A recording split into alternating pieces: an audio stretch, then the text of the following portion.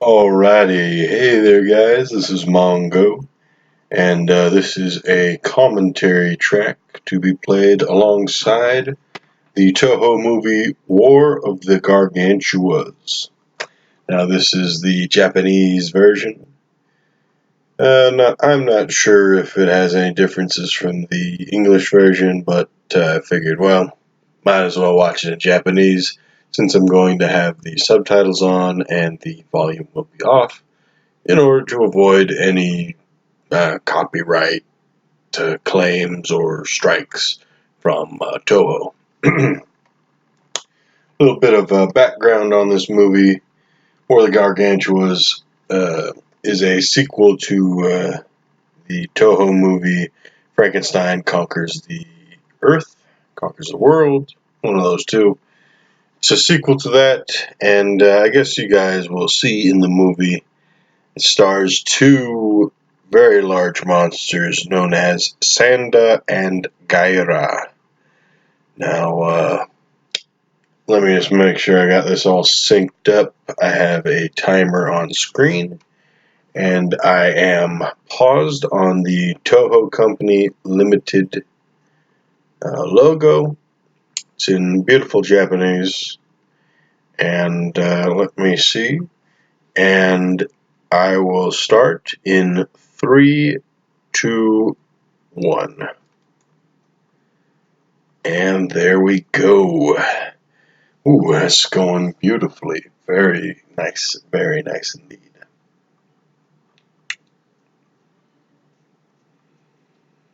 Here we have the opening title, The War of the Gargantuas. And we have opening credits here. Now, me personally, I never saw this movie growing up as a kid, but eventually I saw it probably only a couple years ago.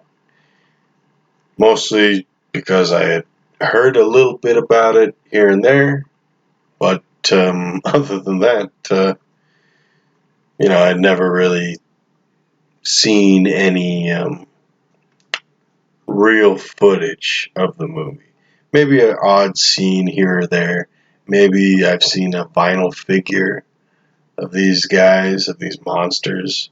But other than that, never saw the movie until a couple years ago. Gotta say, it is amazing. Probably one of my favorite Toho movies. Personally, I think, this DVD set that I got, it includes War of the Gargantuas and Rodan, the original Rodan. Both of these movies, very good. Very good movies. Some of the best movies that Toho is able to offer. And now we are entering the movie. We have our little fishing boat here on a stormy night.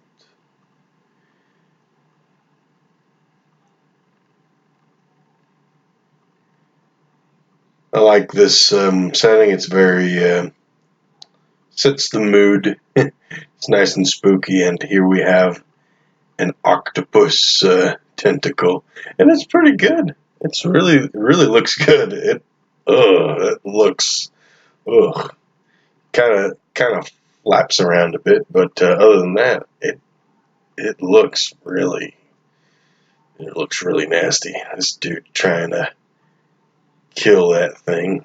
Yeah, it worked. It worked. Unfortunately, he can't lock the door because the thing's got a tentacle coming through. And we have a giant octopus. Now, if I recall correctly, this is the same octopus that you see in Godzilla vs. Kong, and I believe it was also in a deleted scene from Frankenstein Conquers the World. It's a pretty cool monster. It's a shame it hasn't been featured in more of these Toho movies. I like the glowing eyes, the prosthetics, or the tentacles here. Like, it's really cool. It's pretty freaky. Maybe not quite as insane or crazy as it came from beneath, but it's really good. Oh, and then we see that there is something else happening here. They are not alone. You get this spooky, ghastly scene here of one of these monsters fighting this giant octopus. This is the monster Gyra. And just, oh man, it's so cool. Now, this is Haruo Nakajima in the costume for Gyra. He is the original suit actor for the original 1954 Godzilla. And you'll see this suit, the capabilities of these suits on display in this movie, like throughout this movie. Something nice about these suits is they aren't as big and floppy as other giant monsters, as other kaiju.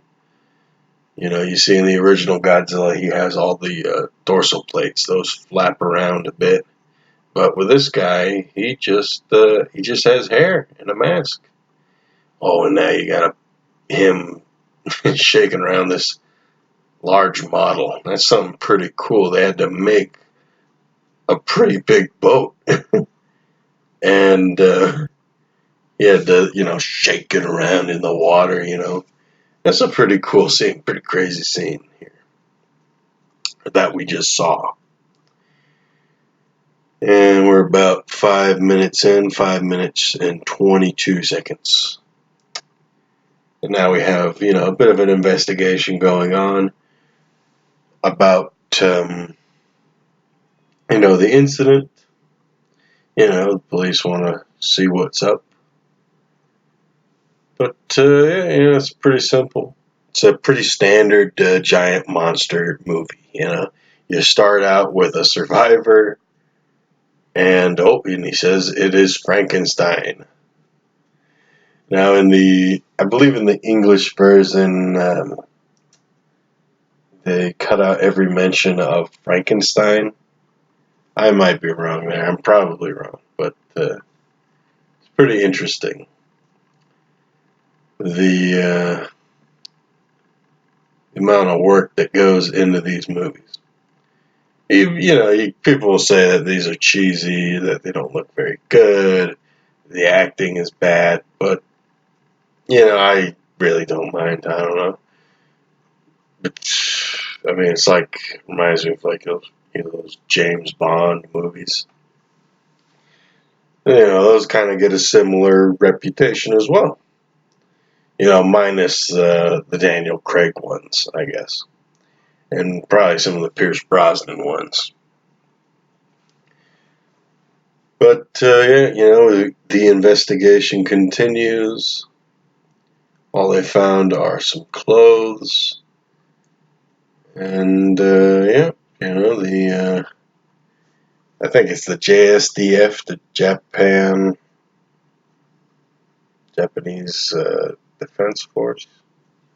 In this movie, I'm not particularly sure. But, the investigation continues.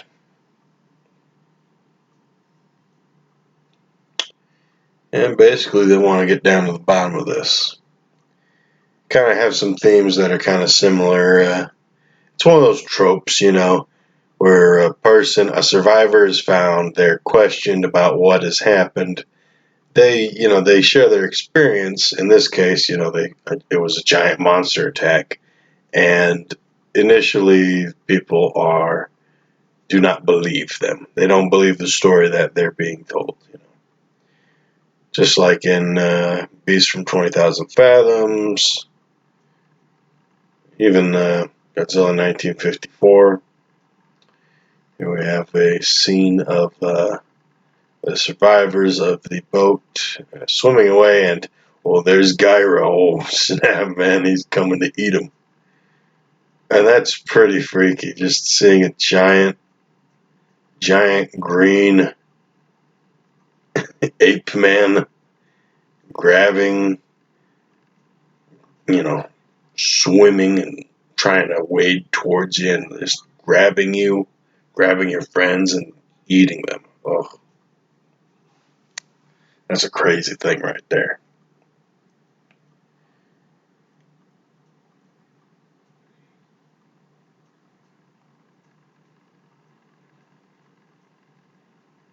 And here they've been examining the clothes, and it is kind of weird. I guess Gyra just, yeah, I guess like they just said here in the subtitle, he chews them up and then he spits out the clothes. I guess just like giant sunflower seeds. Little, pretty much that same concept. Arguably, maybe a little easier than chewing up a person and then spitting out the clothes. Maybe it's like plums. You get dried plums. You eat, you suck on the meat around it. You chew it up a little bit, and then you spit out the pit. Here we have this guy.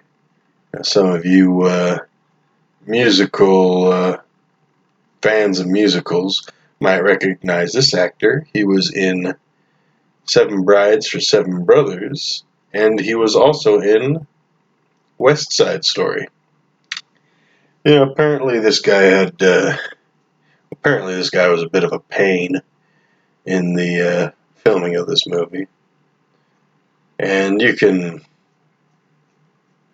look it up and read more into it. But I think he does a pretty good job. He's kind of one of the few white people in this movie, and he's basically our main hero, I guess. He's our protagonist of this movie. Now they're talking about Frankenstein. They're talking about this incident, the Misaki incident. And, they're just, typical press release here. People are curious, they have questions, and they assume the worst.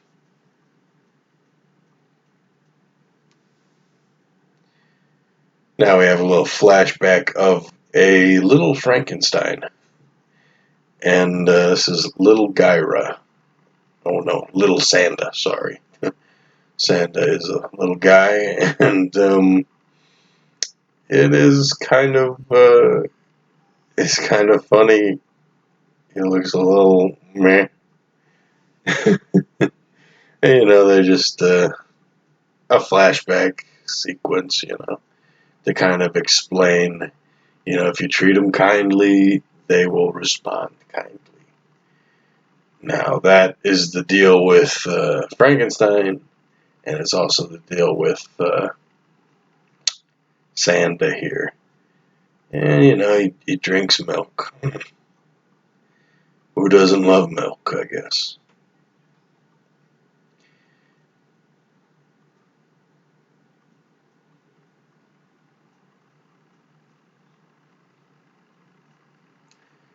I guess I guess they're just talking about the original Frankenstein there. Because they just said that this Frankenstein never killed anybody up at Mount Fuji or wherever they mentioned. But anyhow, next scene here we have a fishing boat, smaller fishing boat, and this part's pretty good. You got Gyra reaching up. I like this guy's face. And the actors, they have to act like the boat's getting swayed to and fro and they're going to fall off. That's pretty good. I like that. We have some more fishing here. Pulling in the hukilau nets here. Let's see. It ain't working out for them, though. Because they didn't just catch a fish. They caught a gargantua. Now everybody run, Definitely want to run from that. And that's a pretty good net that they got. It's a pretty big net. Pretty strong, too. They were able to hook on to a bit of a gargantua, a bit of gyra. It's pretty interesting movie. You got some good, you got some good drama. You have some good interactions between the monsters and the people, and you have a bit of a mystery, I guess. Obviously, we the viewers know what is happening, and pretty soon we'll know why it's happening, along with these scientists.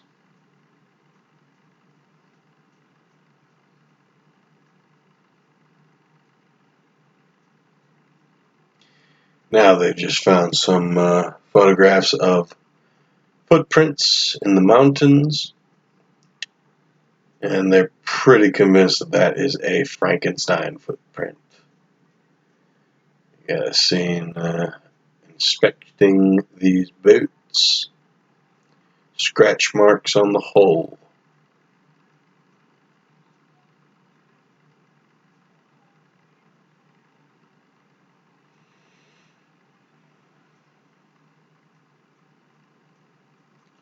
And we have a bit of DNA here, a skin sample, or fur sample, or algae. You know, we have some scientific method going on here. On mucous membrane, that's what it is here. Mucous membrane from Gyra. Up at the mountains, we have scientists. We have our troop of scientists traveling up the mountains to investigate further on the sightings of these mysterious giant footprints.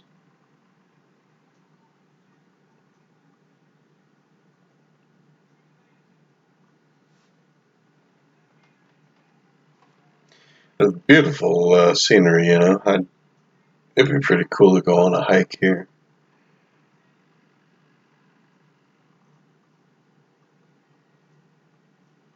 Oh, they jumped off a cliff and disappeared. That's kind of just a whole mountain that this Frankenstein jumped off of to, not be seen by humans, I guess. And we have the footprints. Giant Frankenstein footprints.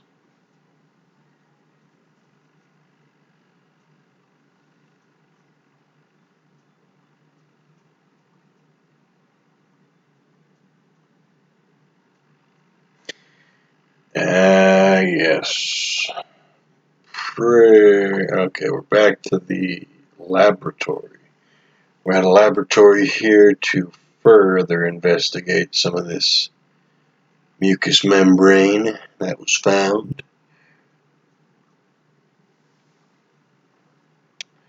The cells of an animal, but not just any animal, a Frankenstein animal.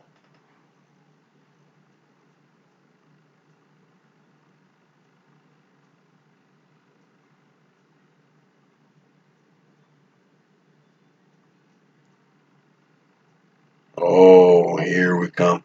Now we're coming up to a good scene here where the airport scene. Oh, and then here comes Gyra. I really like this scene. This is a scene that a lot of fans of giant monster movies enjoy. This is one of the scenes, one of a few scenes that are very, they're considered, highlights of the giant monster movie genre. And here he is, walking this part, we're leading up to it. We're getting close. And here he is. It's a set. You can see how large he is compared to these airplanes. And, oh, yeah, yep, he sees the plane. Emergency, emergency, abort landings.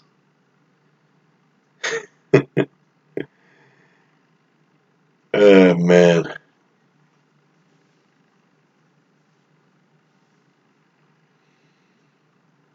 And here he is. He's strolling along. And these buildings are big. A little bigger than, a little larger than building models from other Toho movies. Mostly due to the size of these monsters. They're not as large as Godzilla and Rodan. They are larger than, Ray Harryhausen's King Kong. So it's kind of that in-between stage. They're definitely large. Oh, and here he comes looking in. This is pretty good. Looks pretty good, actually. And breaks through the wall there to get a person, and they have a giant arm that they made for Gyra. Big green giant. And we get to learn a bit about him. First, we already know he loves to eat people. Chews him up, spits out the clothes, and here is Gyra's weakness, which is sunlight, bright light, and then just seeing him run like that. Oh, and this jump. Oh, I love that part. I really like that scene where he just runs from the airport, jumps into the water. Haruo Nakajima, people. This guy is great. Let's see, and now we have a lot of reporters, a lot of press. Lots of people are worried. They want to know about this Frankenstein. Let's see. I wonder how it was to be this American actor here. Kind of feel a bit like a fish out of water. We are at the 20-minute mark, 20 minutes and 55 seconds. And now it's basically, trying to figure out what you can do the next time this Frankenstein-like monster appears.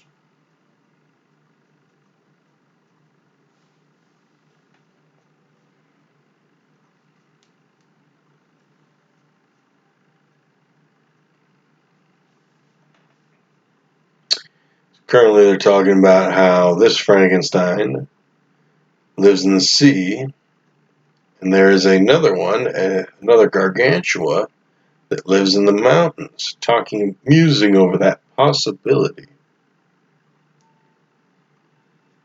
Let's see, the Defense Ministry.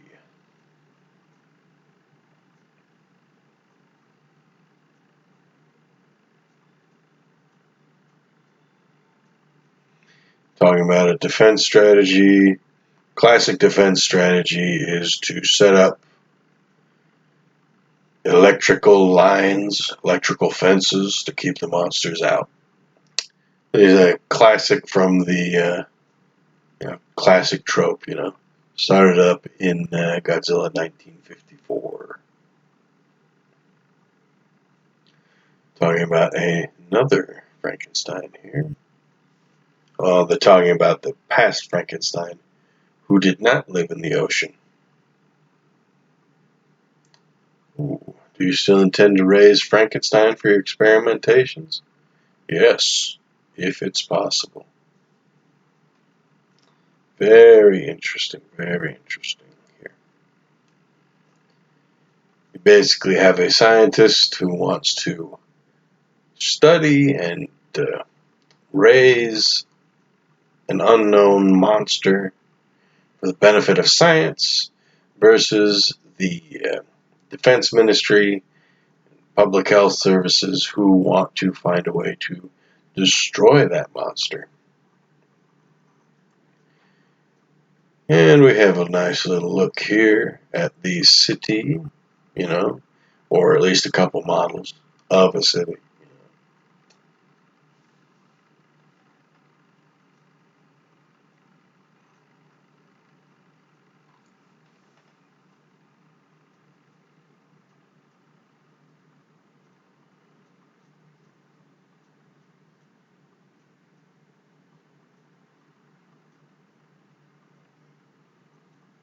Oh yes, so now here's another scene that kind of gets a bit of flack, mostly because of the song. This actress, this singer, I wouldn't know. I don't know if I'd really call her an actress, but she does act, so I'll say she is.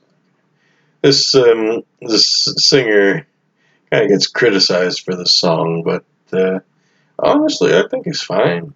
I don't think it's a bad song at all. And the words get stuck in my throat. And the words get stuck in my throat. It's too bad they don't have the subtitles for this. I like how the people, the audience, they're shaking their heads like, yeah, it's very good, it's very good. And I wouldn't mind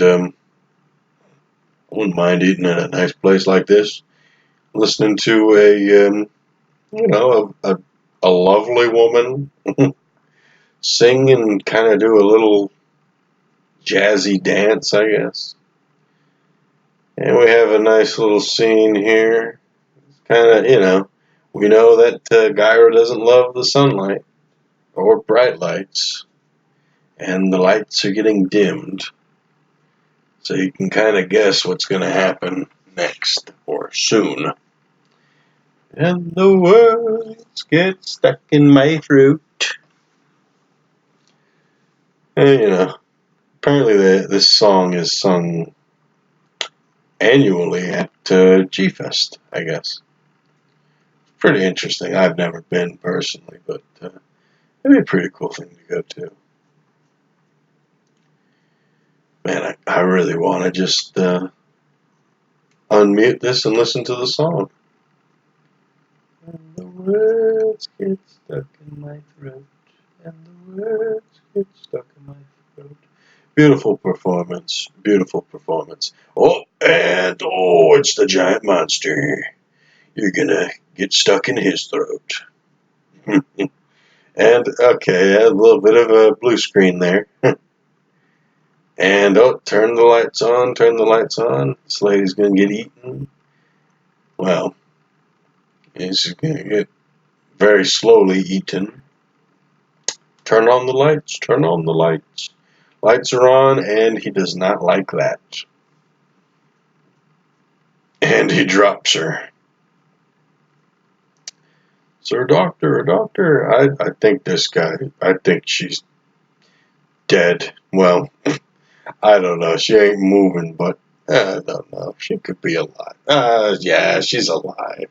Yeah, you can see the head. Her head was kind of like moving around a bit. But yeah, that's another scene. That scene and the airport scene. There's at least 2 or 3 other scenes where you see that are memorable in this movie. The Gargantua hates fire and lights. I don't know how they figured out the fire thing, because nobody had fire. I guess other than the fact, I guess you could say that fire produces light. So, alright, yeah, that works. That works out, I guess. I'd guess that, well, most animals don't like fire anyhow, so. Then again, most animals don't like getting shot by tanks or similar things, but it doesn't really stop Godzilla. Anyhow, so, let's go and find this monster, this Gargantua. And then we have the Ministry of Defense, and they are mobilizing. Got our little tanks going on here. I always like these things. And we have maser cannons. Oh, this was one of the first movies where these weapons appeared in, the maser. And if you look it up, it's actually a real thing. It focuses radiation into a beam of sorts. So it focuses it, and I guess it's not as deadly as in these movies, but it's pretty cool. I think that's a little neat thing to find out. And we have Gyra here. He is hungry. He's left the ocean up into the mountains. We have our jeeps and trucks coming, ready to save the village people, the mountain people. Lots of fires set off, but it doesn't seem to be doing too much. He doesn't seem very uh, doesn't seem very intimidated by these fires. And we have, mobilization here, people coming and going, civilians leaving, and the military coming in, ready to attack this monster.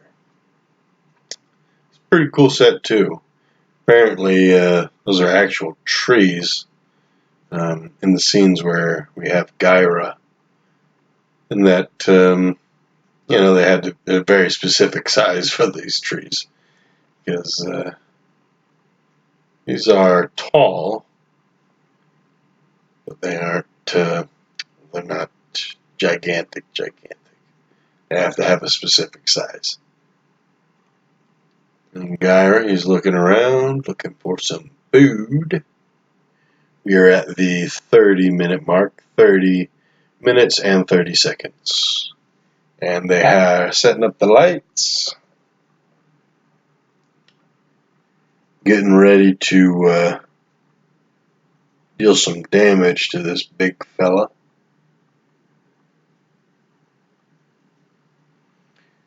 Scoping out the situation, scoping it out. Alright, okay.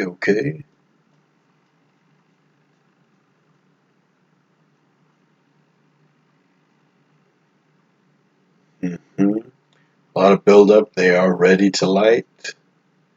I like these. I always liked these as a kid. Whenever they had these little tanks, model tanks, and model trucks. Whenever they would, mobilize and get ready. Oh, he's hungry for some pig. Wants some pork. Oh, and the lights go on, and he does not like that at all.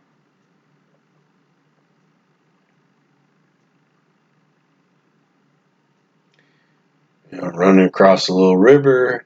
Still doesn't like it. He's ducking away.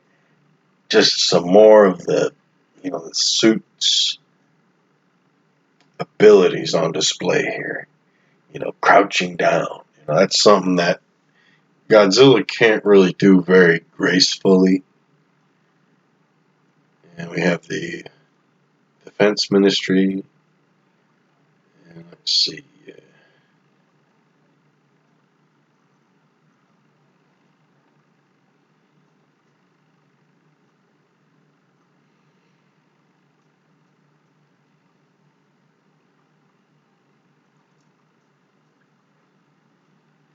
And we have helicopters coming in.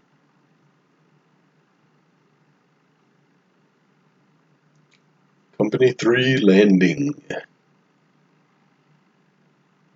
Oh, the laser arsenal. Preparing to install the lasers. Pretty good. And Gyra's pretty much just hiding out in that little, in the forest. Crouching down. Hiding from the lights.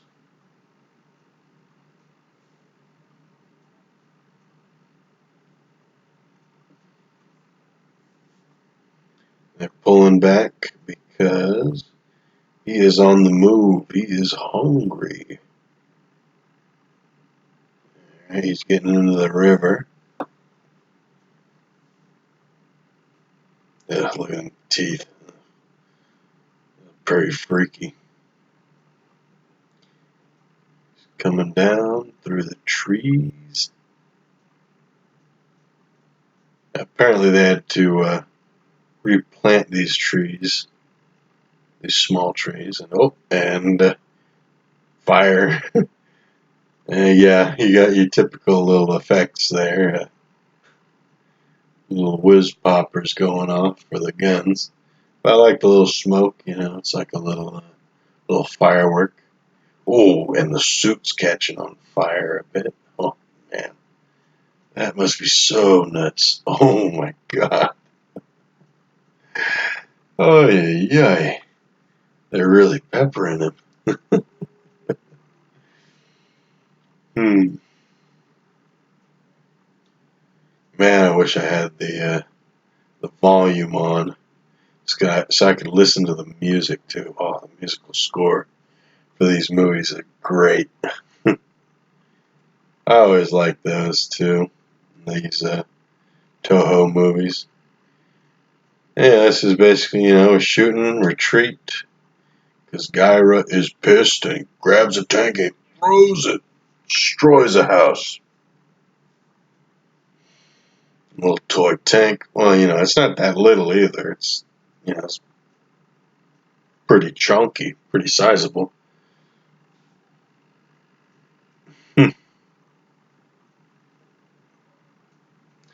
Throwing these tanks around like they're toys. Oh, I like that. Little explosions, fire. Alright, got the ceasefire command. And who ordered the attack? Oh, alrighty. Gotta get ready.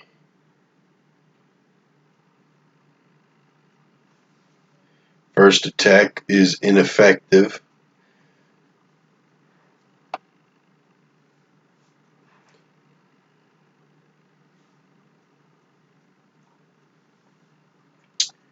Alrighty. Attack with laser and high voltage electricity. That will be the next phase of the attack. Or at least the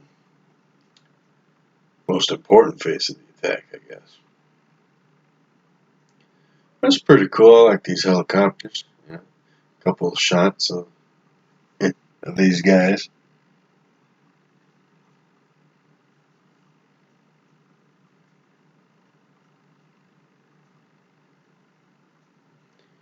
Landing the troops.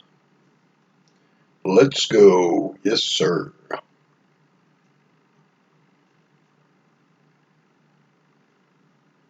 That'd be pretty crazy. I would like seeing that. Well, I guess we've seen that in a few modern movies, I guess, with giant monsters. Like the recent King of the Monsters, we had Monarch and the Argo and all these other military forces coming together to fight against these giant monsters. They're not exactly effective, but they do their part. I mean, they're about as effective as the army or the military in that movie Rampage. Came out earlier this year too. It's been a bit of a good year for giant monster movies. Had Pacific Rim 2, Rampage, The Meg. Yeah, good is a bit of a loose term too. They aren't exactly good movies. They're not exactly good monster movies either, but they're pretty interesting. At the very least, we get to see some giant monsters. And we're back to Gyra. Good old Gyra, the green giant. And they are beginning the preparation. They have, oh, look at him. He just dunks his face in there. See the drinking it? Oh, okay, yeah, he's liking that. Get some water. He's probably drying out. He's probably like a frog. He probably dries out in this climate. He sees these helicopters. Sees a helicopter. He's like, huh, what the hell? Huh, I'm gonna soak some more. Target is moving north. And here he goes, moving through the river, soaking his feet, as giant monsters are wont to do. A little bridge. Kind of has a big head, but I don't mind. It's fine, I guess. Big head. I guess they had to put a bit of to increase, the shoulders and the torso a bit, just to kind of keep it in scale. You don't want Jimmy Neutron, green Jimmy Neutron, walking around in your giant monster movie. But alrighty, they are preparing. Oh, and here we have maser cannons, maser tanks. Oh, I love those. We have the electrical, the high voltage electricity. Oh man, they've done pretty good. They set up those things. Well, either that or those were already in place, and they've just been modifying them. Oh, and they're placing these things down in the river, down near the waterfall. That's very nice. Very pretty looking. I'd like to go to Japan once, at least once, maybe a couple times. I'd love to go to some Japanese stores, take a look at what they got, and, they got some, some vinyl figures, buy some vinyl Godzilla figures. That'd be pretty awesome. Back to some preparation here. Oh, I love that. I like that mechanical look there. The dish raises up and it's on its arm. Then it rotates around. Oh, I love that. It's like, you see that kind of stuff in Power Rangers and all these older or more, I guess, classic style movies, science fiction movies. I really appreciate it. Got helicopter flying low, getting his attention, Gyra's attention, of course. And he wants to get that thing. This scene kind of reminds me of King Kong. My first thought would be, of course, the original King Kong. But then there's the 70s King Kong. I think in that one, he goes on the World Trade Center. He gets shot up a bunch by helicopters. Oh, it's pretty brutal. Speaking of brutal, we got this. Gyra got that helicopter, jumped up and like a cat, like a fox, and got that thing right out of the sky. And he does it again. And that might have just been the same shot, replayed again. But either way, he got two helicopters. Cool stuff, cool stuff. Everybody pull back. You don't want to get shot by a maser. You don't want to get hit by high voltage electricity. And you definitely don't want to get eaten by a gargantua. Pull back across the river. Retreat, retreat. We are at 42 minutes and 30 seconds right now. Another helicopter flying in. Gyra is getting ready for it.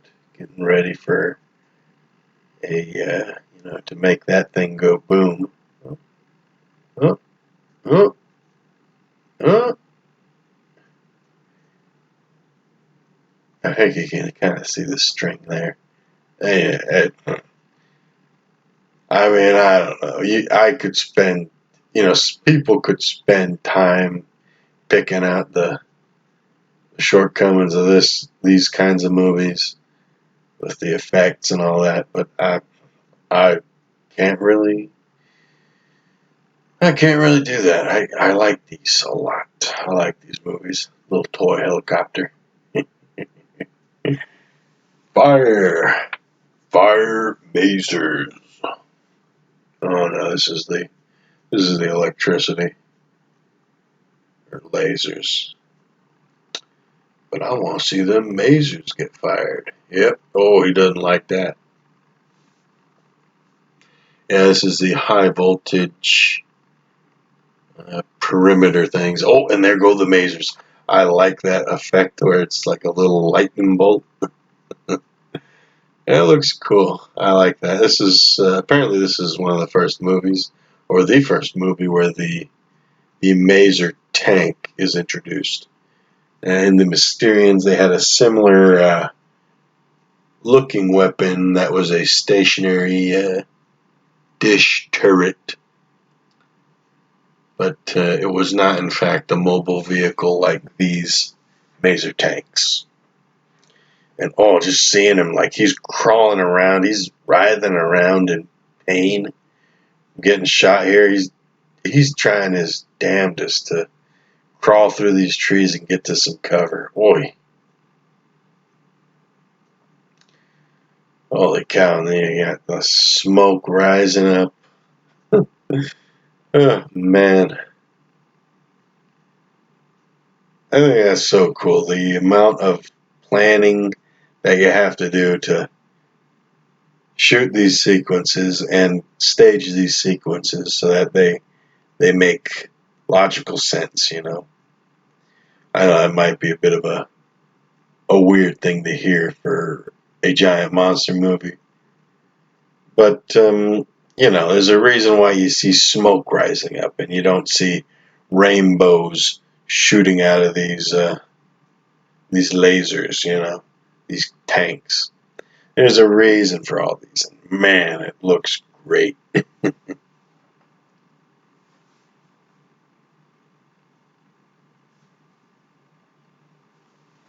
Now they're preparing to shock the river, and that's really going to screw this guy up. Oh, and I like that little electric effect there. And really, you know, they came up with a very good idea. This is one of those movies where the Japanese military are able to deal with the monster pretty well. Like Gyro's pretty much like done for here. And oh, look at that! He's flipping around. He's going crazy here. He's getting shocked. The defense ministry is happy, but hey, what's that? Something's happening. Get down. It's another one. It's another Gargantua. A Frankenstein. Oh, he's like, hey, back off, man. That's my bro. Come on, step off, Jack. That is Sanda. And I don't know. I kind of like Gyra a bit more. Sanda looks a little funny looking. I don't know. I like the green for Gyra. I like that. I don't know what's stopping the maser tanks from firing. I guess Sanda kicked them or something. I don't know.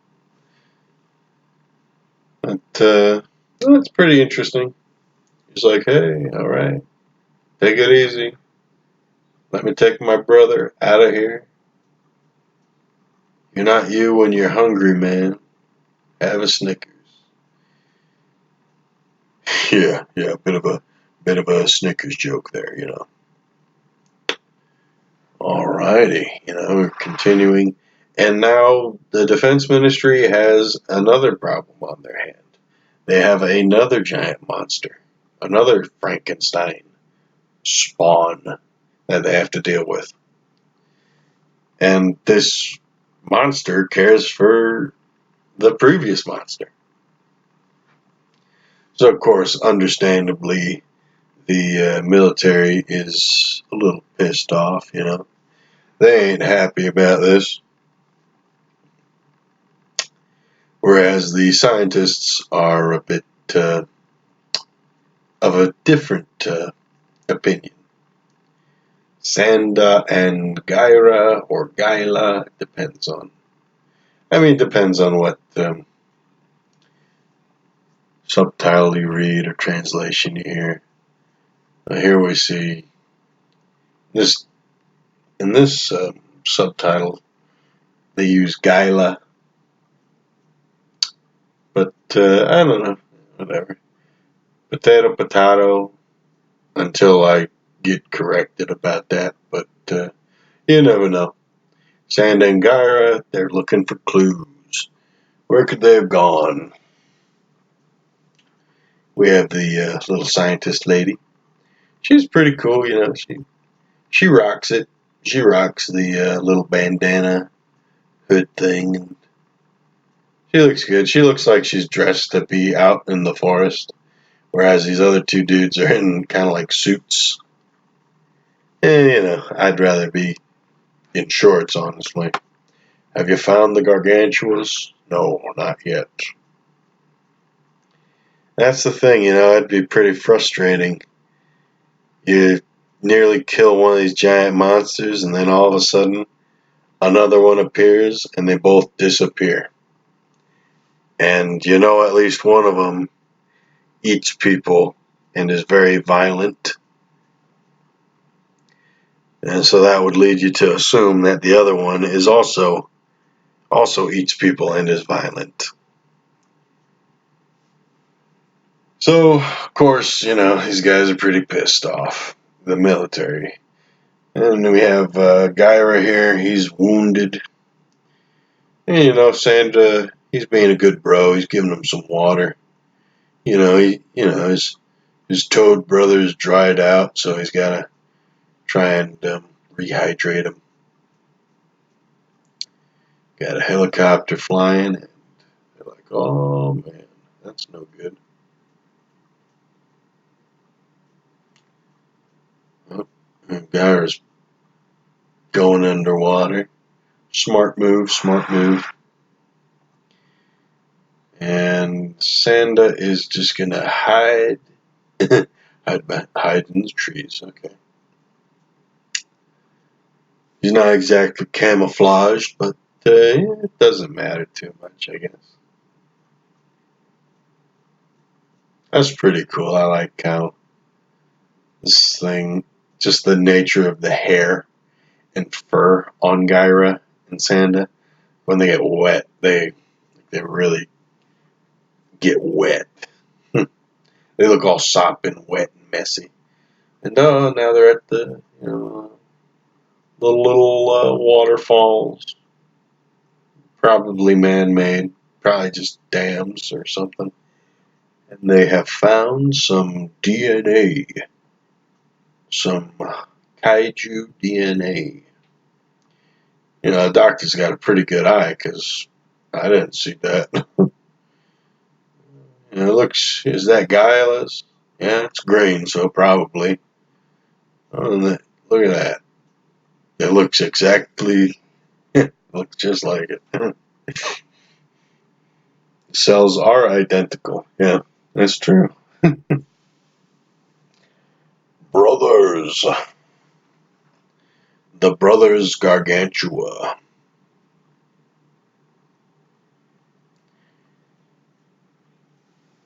Oh, yes, that's pretty interesting. You know, it's a pretty interesting movie here. We got this conflict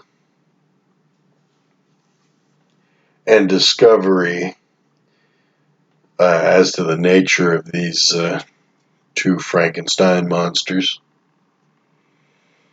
Basically, they're both spawned from the DNA of Frankenstein. Gyra went to the ocean and fed on plankton till it became hungry enough to eat people. And Sanda chose a different path. Oh, napalm. You know, Might as well, you know. Might as well burn the giant monsters if you can. Well, let's see. We got a shot of the coast, and pretty standard thing. Got a movie in a country. You show off a bit of the ecosystem. Yoo-hoo! There's some ducks. I think we have there's a bunch of hikers. Yeah, a bunch of campers singing songs, having fun. I wouldn't do that if I knew there was two giant monsters roaming the countryside. Although I don't really know where I'd go. I guess I would go into the city, but I don't know. It's kind of hard. I might just go out of the country. Well, obviously, not everybody can do that. But yeah, it's a bit of a predicament. Oh, now they're talking about Nazis. Okay, that's cool. Right. I missed the context there, so it probably explains something interesting, I guess. Let's see. Yeah, let's have a nice walk outside. Me in my nice brown suit. Oh, and this lovely couple, little boat, walking through the forest. You'd think, giant monsters can't exactly be sneaky per se. At least not like a ninja or like a xenomorph or like the predator. They gotta be. Well, they got their own method, of course. And we got a little bit of fog, a little bit of mist. Oh, what we got here? Oh, ooh, somebody's hungry. Yeah, and now you see him. Although it helps that this guy is green. Oh, shoot, run, run. Oh no, I would hate that. I'd probably get eaten if I met a monster inside a forest.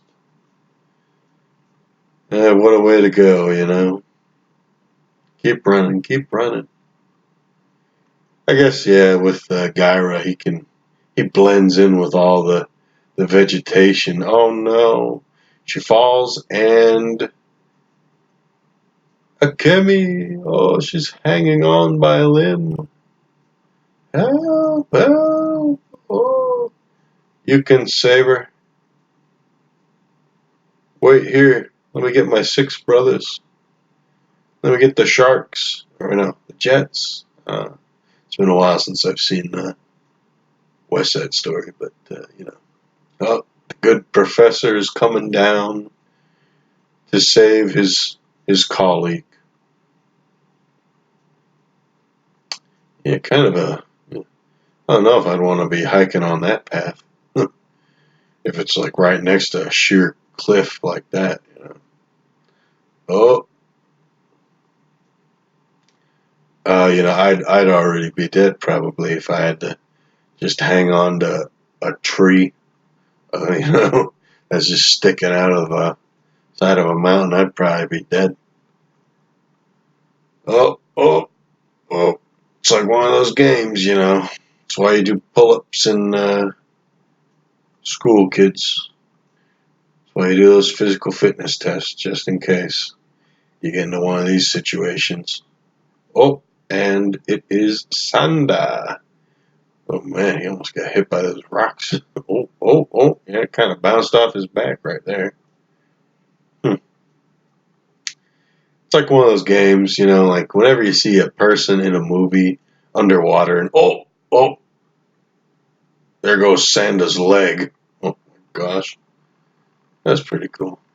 It's like when you watch a movie and somebody is like diving underwater, and you try and hold your breath with them.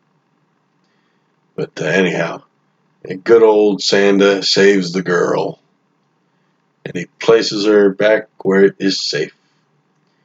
Doesn't matter that he hurt his leg because he was, doing some rock climbing. You remember me, says the Kenny. Wait, Frankenstein.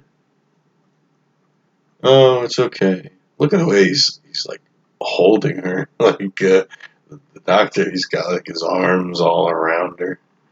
I guess we aren't going to see that shot. But poor Sanda. Got a bum leg. And oh, something happened. Somebody got eaten. And back to mobile headquarters. And we are at 59 minutes and 25 seconds. And we are continuing. We're past the halfway mark. And we haven't quite gotten to the climax. But we are back to our two Gargantuas. And good old Sanda, hobbling back to his brother. And he's like, oh, what you been eating, bro? Oh gosh, it's kind of sad. He just hurts his leg saving somebody, and his brother been eating people. And he gets a tree, pulls a tree out of the ground. So Gyra's like, oh, what you doing? I didn't know you ate trees. And he's like, I'm gonna beat the crap out of you, you son of a gun. And it's just like an old island mother picking up a broom and beating her insolent child. Oh gosh. They're gonna tussle a bit. Fighting ensues. Oh, and he's biting. He doesn't play fair. Sanda's not liking that. Sanda doesn't really bite people, bite monsters. But he does pretty decent. He does pretty decent. But they get tossed around too. It's a lot of like grappling here and there. And Gyra splits. He doesn't want this fight. He just wants to eat people and stay out of the light. Sanda is, oh my gosh, look at that. This big giant man just running through your little village. Oh. But Sanda's pretty distraught, and he realizes that his brother is a bad man. Green man bad. Green man bad. All units destroy the Gargantuas. Now, obviously, I think either this scene, they're talking in this scene about the cells. If they attack these Gargantuas, there's a very high chance that they're just gonna just scatter all the cells of these monsters just all around Japan, and that'll cause more Gargantuas to be spawned. And Gyra, he doesn't care about these high-powered lights anymore. He just wants to get out of Dodge, He is not afraid of the lights. And here we have the good doctor, the good professor, speaking on behalf of good old Sanda and his bum leg. Basically, Sanda's a good dude. He's a good monster. He's like good King Kong, Well, actually, King Kong isn't exactly a good example. Oh, unless you're talking about Kong Skull Island, then he is. We have the Defense Ministry mobilizing some Maser tanks. People are evacuating, of course. Little police car. I like that. I like these old cars. Ooh. Let's see. Fire truck. Military truck. Deploying. Although I guess, oh yeah, Gyra's just out in the sun. He doesn't even care anymore. He's just hungry.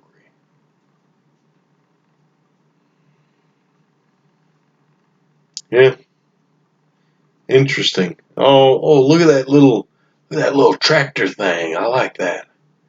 I love those kind of things. And he's going back to the water, back to the ocean.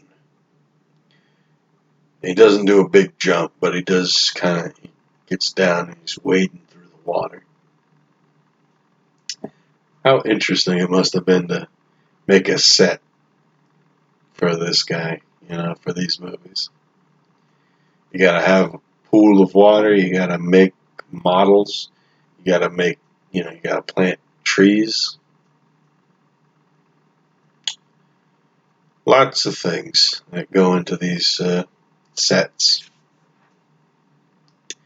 And we have the good doctor talking about Sanda again, and how Sanda is a good monster, a good man. And, basically a lot of the same stuff, just trying to make a plan where the scientists and the military can both agree on something and work together.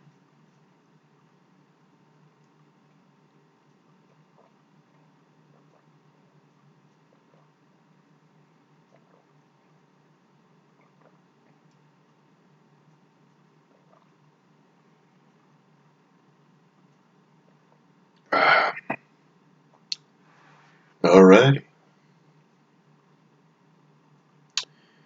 We are at 1 hour, 5 minutes, and 50 seconds right now. Now they're talking about, Sanda. They want to put Sanda in a secure place, after they, destroy Gyra. And, they're asking, you think you can actually raise this monster? I think that's a valid question because I don't really know what Sanda eats. I guess he just eats plants, I guess. I guess that would be the most logical thing, I guess.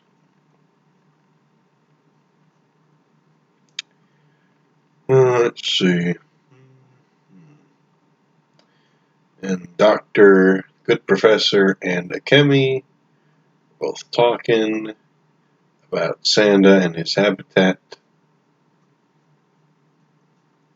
where they can find him.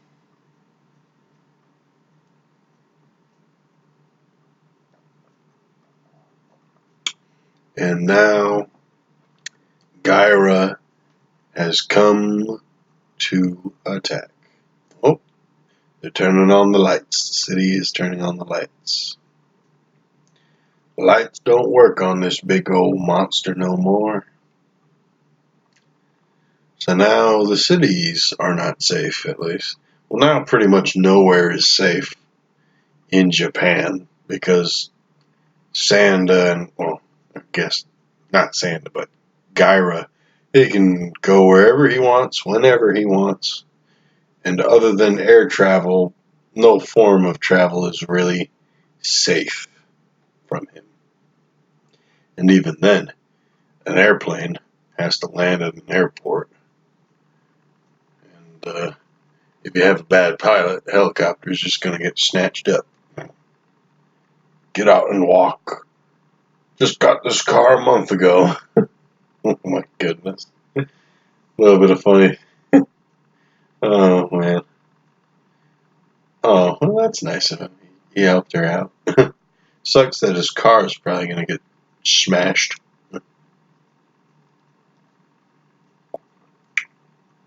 Like, look at how big those tanks are, those masers are, compared to those other vehicles around them. So they cut off the city's power supply. They're hoping that they can lead them back to the ocean. But, let's see.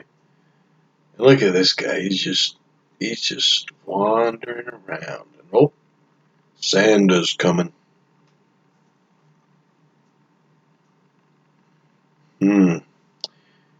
Big trouble in Little Tokyo. Well, in real Tokyo.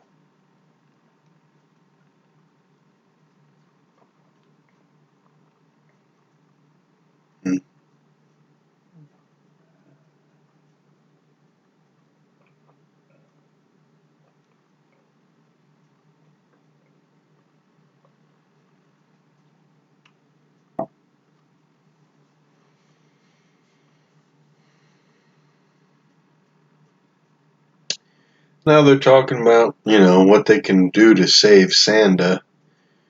Try to send him back to the mountains, but it's too late. And, poor Akemi, well, she wants to save this big monster that saved her life, It'd be pretty cool to have a giant monster for a friend.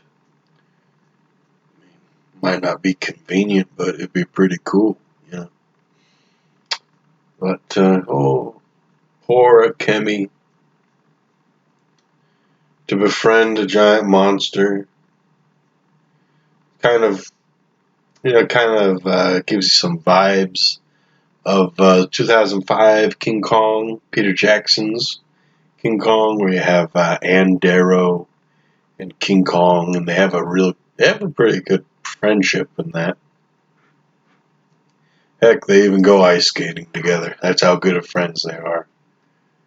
But it gives some vibes of that. There's a lot of things that are reminiscent. And, you got your standard evacuation here. Get these people out before the monsters come and before the attack starts.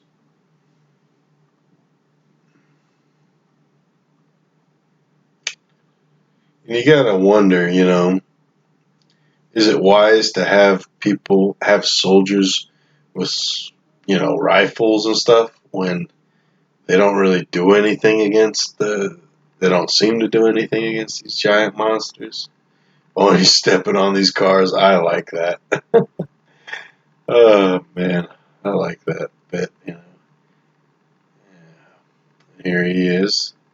Don't let him see you. Oh, gosh. Let's see. Pull back the squadron.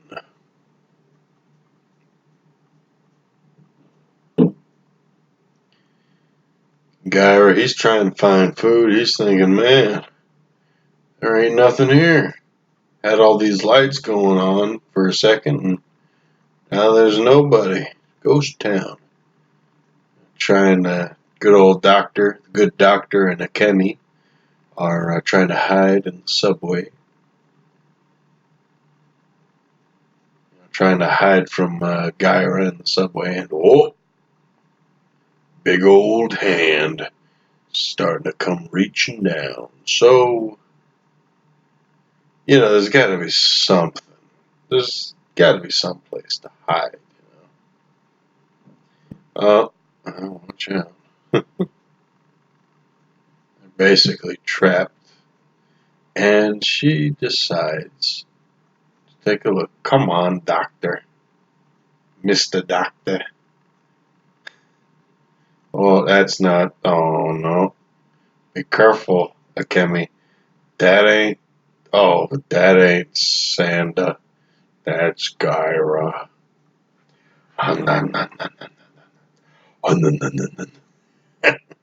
Oh, yeah.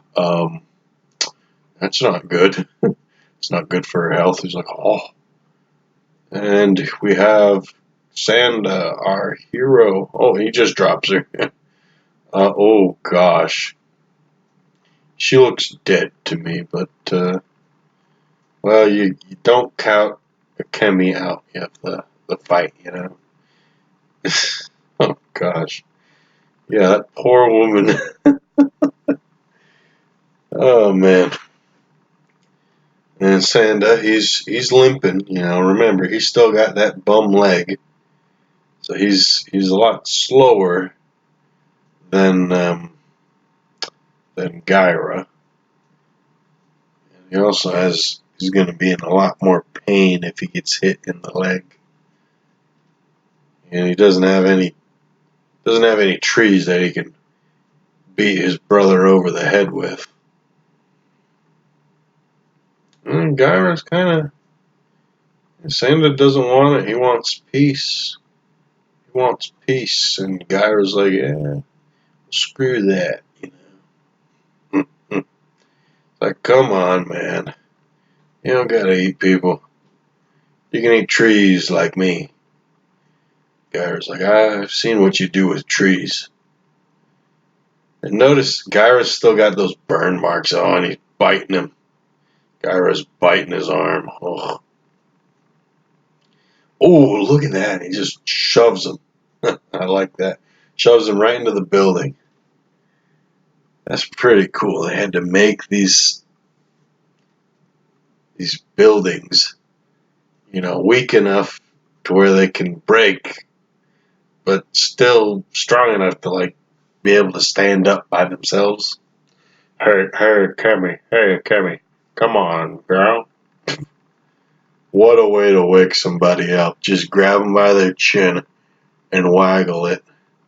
Next time you try to wake somebody up, do it like this. Remember War of the Gargantuas, and remember the good doctor. And grab that person's chin and just kind of shake it a bit. It'll wake them up. You might even get hit in the mouth for that. You know, back to some monster movie action, you know. And poor Sanda. I kind of feel bad for Sanda here. Guy's kind of just had a rough time in this movie. You know, he gets his leg hurt. He finds out he has a brother, saves him. Finds his brother horribly mutilated by humans. He saves a human. Gets his leg hurt in the process. Then he finds out his brother eats humans. And now he's got to fight his brother. Ugh. What a way to go. What a way to go. And the good doctors, I'm sure Sanda can beat Gyra. You know, I'm sure Sanda with his bum leg can beat this cannibalistic toad man. Well, let's see, you know, 1 minute to the attack. And the defense ministry is going to bring everything they got, except for jet planes, and I don't think we see any more helicopters in this movie. At least for attacking, but we'll see.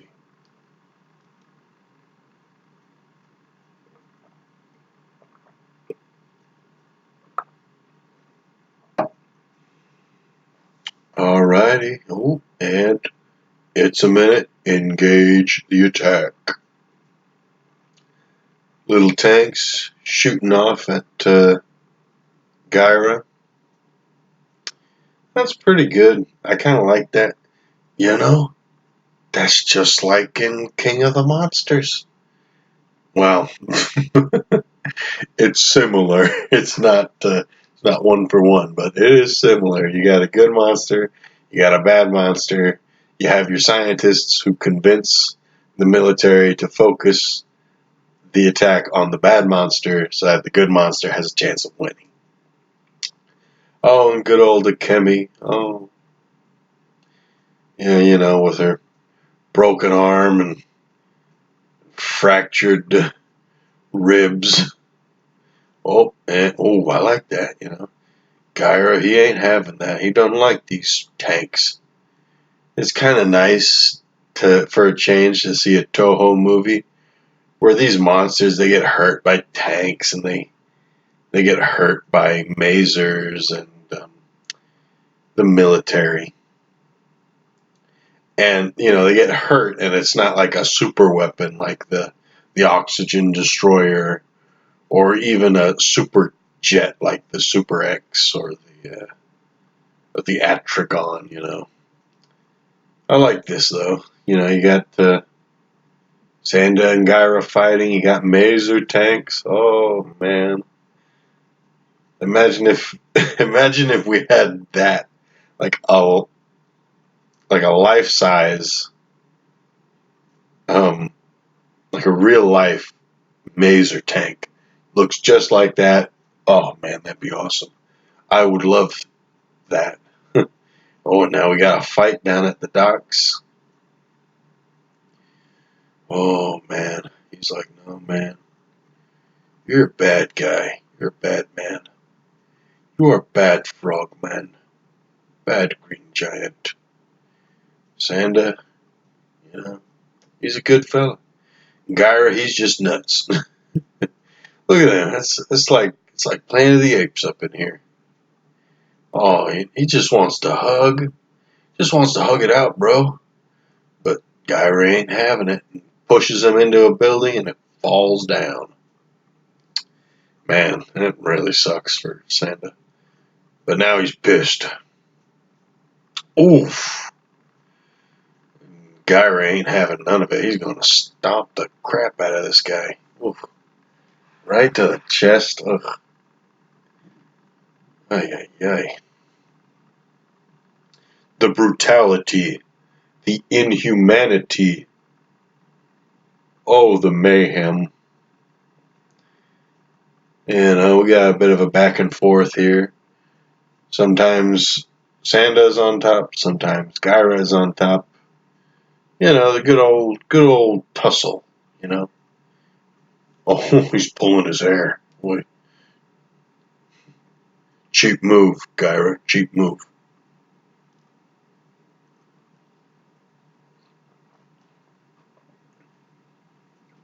Some more fighting.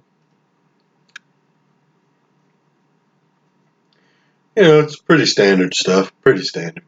We are at the 1 hour and 21 minute mark.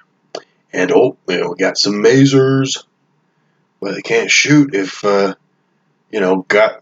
Gyra's choking out Sanda here. Poor dude. Oh gosh. Oh yes, there you go.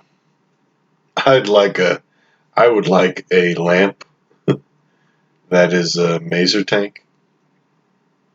You know, you could probably make that. You could probably make something like that pretty easy. With enough know-how in glue and sawing, you could probably make a maser tank lamp. Oh man, look at this. Now the speed, you know, just grappling right into a buildings and they're crumbling them. Oh, and all the while you got the maser tanks just peppering them. Just zap, zap, zap. Shooting them good.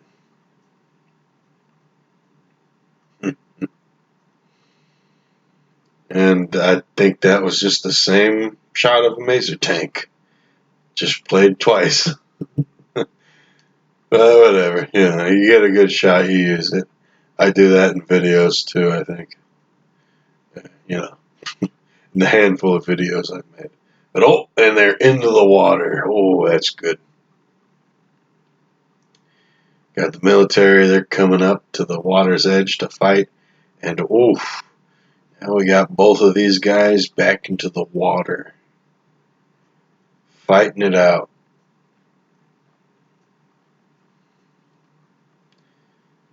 Man, look at that boat though. Makes me wonder if that boat was a model or if that was just, you know, if they intend for that boat to be destroyed in the background there. Well, now that boat's got some smoke coming out. Nope, shoot them with the masers. For any of you fans of Godzilla Final Wars, fire masers. And now, it's the same kind of thing. They're fighting. It's kind of a back and forth, even with the help of the military. Oh, Gyra's still got some tricks. Oof. Look at that. That boat has to be large enough and still small enough for these guys, these suit actors, to pick it up and throw it. It has to be stable enough for that to not just break when they lift it. Oh man, that's crazy. Now we got these two. They're swimming. A nice front stroke on display there from Sanda. And we have a Kemi being rushed to the hospital.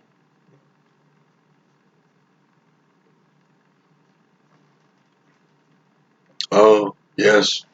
Here's another way to wake people up, Get a little flour and you put it up next to their face. See if that works. Personally, I prefer grabbing them by the chin and slightly shaking them left and right, But that's just me, There is no wrong way with the good doctor, the good professor. Okay, here are some helicopters, keeping track of the fight between the brothers Gargantua, They're having a fun time, dropping bombs. Okay. Interesting that there are no jets in this movie. I don't know. I do appreciate seeing helicopters, though. I guess you can't really use a helicopter against Godzilla because it's not fast enough to get away from him. But it's fine against these guys because they can't exactly do something against these things. And here we have a volcano. Yeah. This is kind of, if there is something to criticize about this ending, it's that it's very convenient that a volcano appears. But it's kind of cool. It's kind of cool, Sorry, people. Sorry, folks. It's not Godzilla coming out of the ocean. It's a volcano and of varying effectiveness. Kind of just looks like a fountain firework, just spouting up. But that's still, I still think that's impressive. It looks cool. Basically, it's just gonna, these two bros, they're gonna keep fighting next to this volcano. Fighting and fighting and fighting. And the plight of man is shown in this stark juxtaposition between a green giant and a brown giant with a bum leg.